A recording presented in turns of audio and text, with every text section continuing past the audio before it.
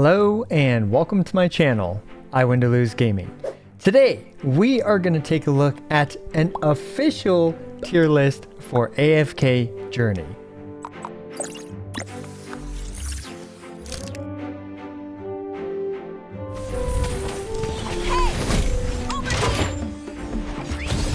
So first of all, what do I mean by an official tier list? Well, as a content creator, we are often provided briefs for videos when they ask us to make a video for them. Now, this tier list was provided by the publisher of Lilith Games, so not necessarily the developers themselves. Like, we don't have, the guy that's coding the game actually making this tier list, and it's likely someone like a community manager or someone that works for the publishing arm of AFK Journey that made this tier list. But I'm making a lot of assumptions here. Who knows who actually made the tier list at the company?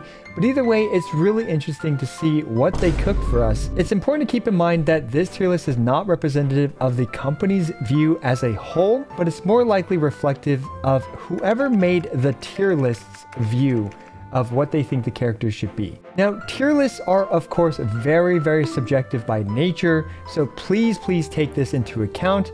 And Lilith Games was based enough to let me make this video. Speaking of which, this video is sponsored by AFK Journey. Now, this tier list was also shared with me on March 20th, and a lot can happen or change in just a few weeks. So please keep that in mind. Now, needless to say, this tier list is not indicative of my personal opinion on these characters.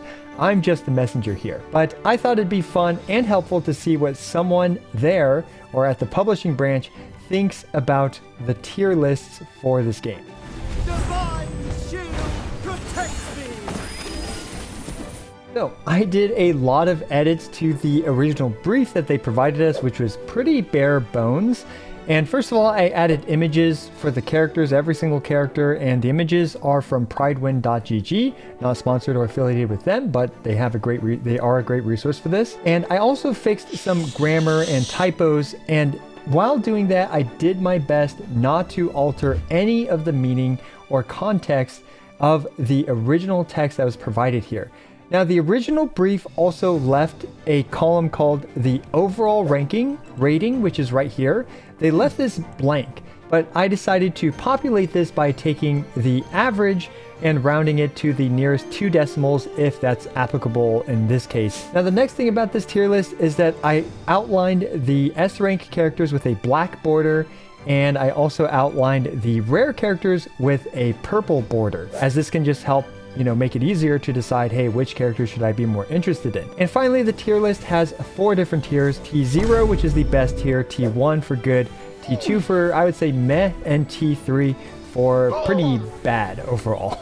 Next is the tier list is broken down for each character with an overall rating, which again I populated, and finally with these ratings and explanations and descriptions where I did not change at all. Well, okay, I edited some grammar in the description for some of them, but that's about it, and some typos.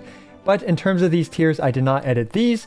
And finally, they're broken down into the Dream Realm game mode, the Arena game mode, Battle Drills game mode, and just the AFK/map progression.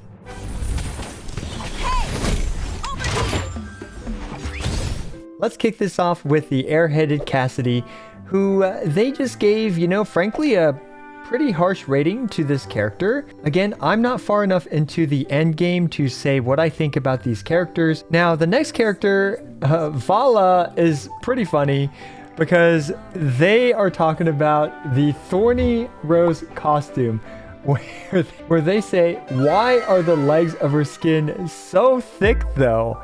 And I do have to agree. The legs on her skin are very, very thick. So the maker of this tier list is a very cultured gamer indeed. And next we have Atalanta, where, oh man, she gets completely roasted. Not only is she a weird marksman, but she is a disgrace to the constant DPS type of marksman. So whoever this person is thinks that this character, doesn't quite live up to her potential as a DPS character, and straight tier 3s down the board. Now, next we have my girl, Tamisha. She is my strongest character, and we're going to see she has a pretty respectable tier 1.75, which is one of, I believe it's the highest one we've seen so far in the light bears. I do fully agree with this take where she charges into the enemy's back line and disrupts them.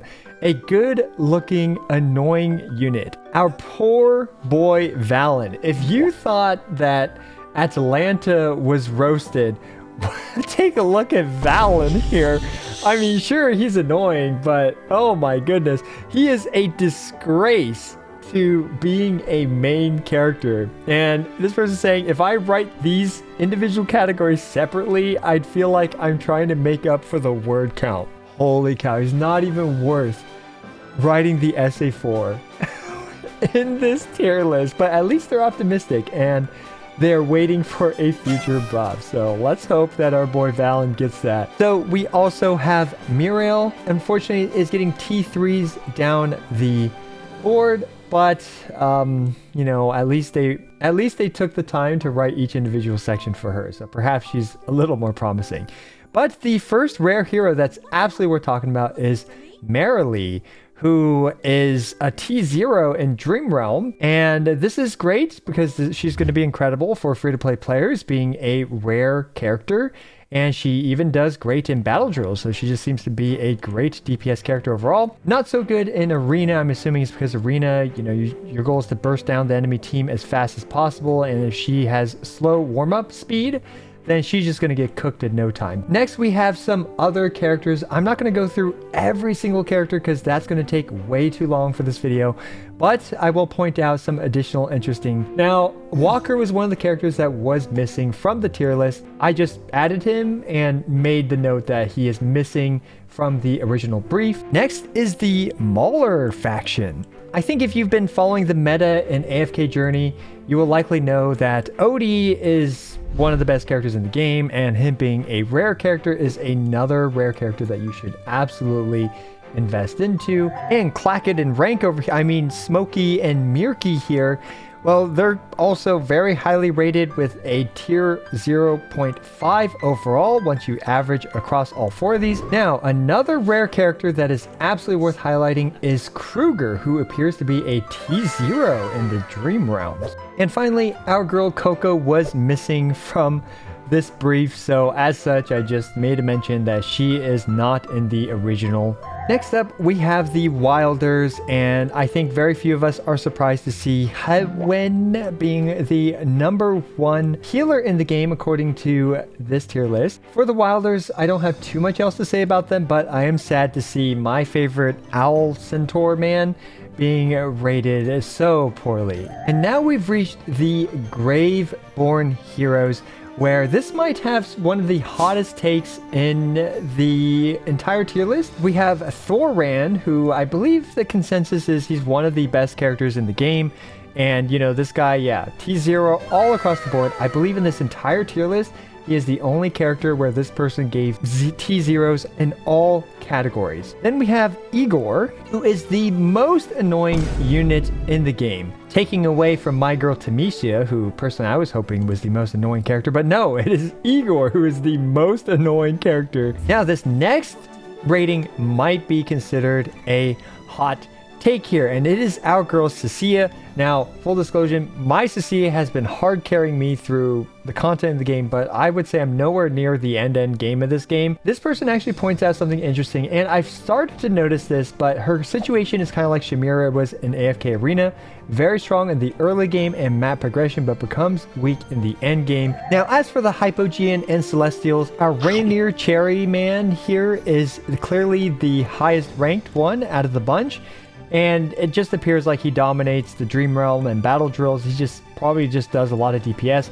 I don't have him, so I can't comment on that. Now we have the other ones, which unfortunately don't really stand out, except for perhaps Scarlita, who they gave a T0 in Arena.